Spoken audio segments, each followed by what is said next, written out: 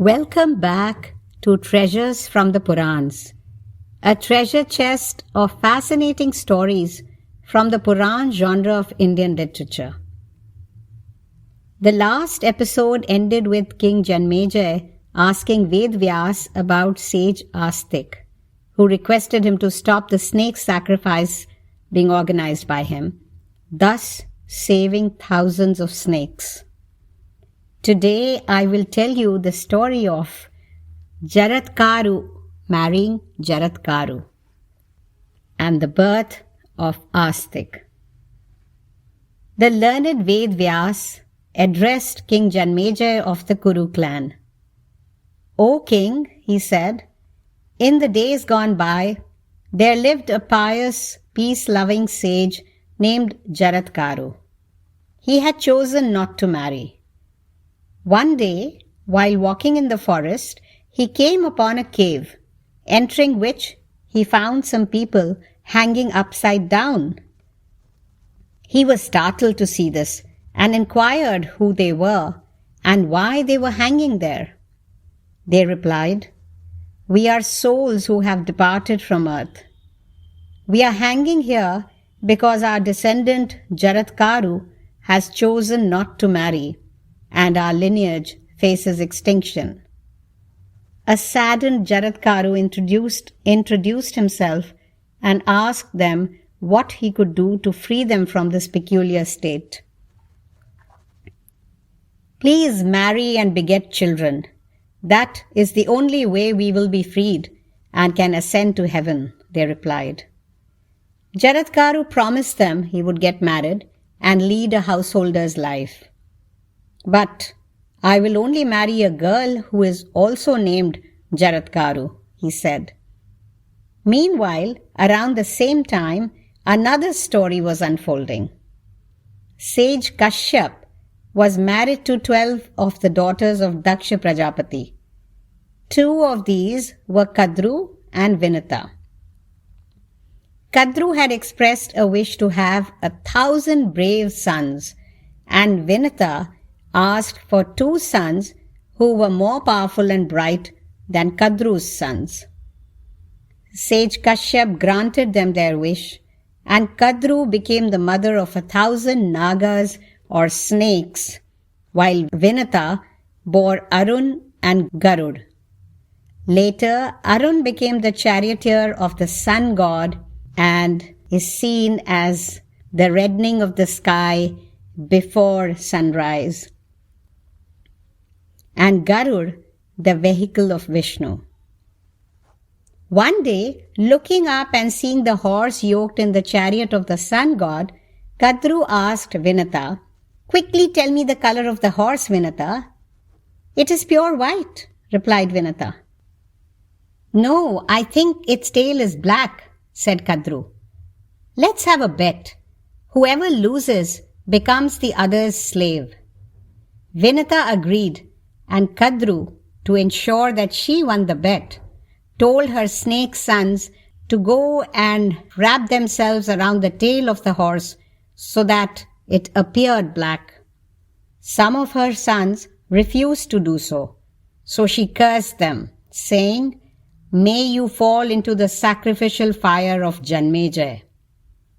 Others went and did their mother's bidding.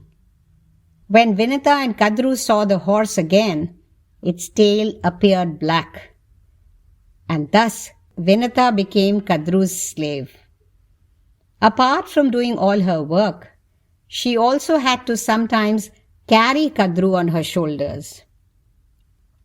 Now Vinata's son Garud was quite upset to see his mother suffering so. He went to Kadru and, bowing before her, said, "Respected mother, pray tell me how I can free my mother from your slavery." Kadru said, "O son, you are powerful. If you can bring the nectar of immortality from Devalok and give it to my sons, your mother will be freed." Hearing this, Garud bowed, took leave of Kadru, and soaring into the sky, headed for Devalok, the abode of the gods. Meanwhile, various inauspicious omens were seen in Devalok, which alarmed Indra, the king of the Devatas or gods. He immediately consulted the Deva Guru Brihaspati and was told that a mighty creature was headed to steal the nectar of immortality. Indra gathered his army and prepared to fight, but the mighty Garur, with his eagle form, who was blessed with the gift of being able to change in size, fought valiantly and defeated the Deva armies as well as those in charge of protecting the Amrit or divine nectar. A defeated Indra was impressed by Garur's valor. He befriended Garur and asked him where he was taking the nectar. When Garur told him, he said, "You do what you need to, O mighty one, and I will ensure that the nectar does not fall in the hands of undeserving ones." Garur flew back and placed the pot of the nectar of immortality on the ground before Kadru's snake sons. Having fulfilled his side of the bargain, his mother was no longer Kadru's slave. Meanwhile, the snakes decided to go and bathe in the river before consuming the nectar. But sadly for them, while they were gone, Indra took away the pot. When they returned, the disappointed snakes started to lick the kusha grass in the hope that some drops of the nectar may have spilt there. The sharp edges of the grass blades split their tongues, and it is since then that snakes have had forked tongues. The group of snakes who had been cursed by their mother Kadru to fall into the sacrificial fire of Janmejaya's yajna was headed by Vasuki. He went to Brahma and sought protection from the curse. Brahma told him to give his sister Jaratkaaru in marriage to a sage of the same name.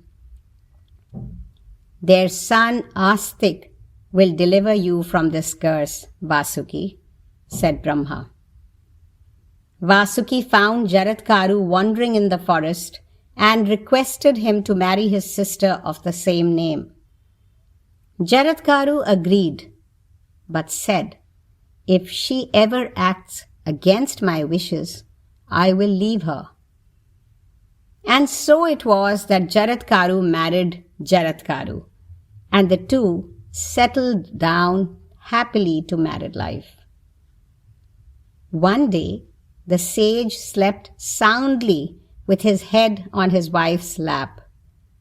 As the sun started setting and evening fell, the wife started worrying. She was on the horns of a dilemma, as her husband had told her not to wake him up under any circumstances. But yet, she knew how particular he was about the regularity of his evening prayers. Finally, she thought to herself, "He may leave me, but that is better than non-observance of dharma." So, having made up her mind, she woke him up. The sage was livid and told her that now she must go away as she had gone against his bidding. His shaken wife murmured, "But how will the object of our marriage be served if I go away, O Muni?" "The child is already in your womb," said the sage. His wife then returned to her brother's abode, and in time a son was born to her, who was named Astik. "O king," said Vyas, "that is the boy who stopped you from continuing the snake sacrifice, and thus prevented the death of so many more snakes. Agreeing to what he asked you for was the right thing to do." "O mighty armed one," he continued, "you have done a lot of charitable work, revered numerous sages, and done a lot of other meritorious work. but your father has still not attained heaven. I advise you now to worship the powerful Devi Ambika. She grants her devotees wishes. Perform the Devi Mak Yagna and listen to the great Puran, the Devi Bhagavatam, which is filled with glorious deeds of the Devi. O King, he who listens to this Puran has all his desires fulfilled. A deep peace will descend on you, and as a result of you listening to it, your ancestors will attain eternal heavenly life. Janmejaya listened to Vyas attentively, and his intelligent mind was full of questions. O highly intelligent one, he said, who is this Devi Ambika? Where was she born? What is her form, her nature and qualities? O ocean of mercy, you are all-knowing. Kindly tell me all this, as well as the origin of this cosmos.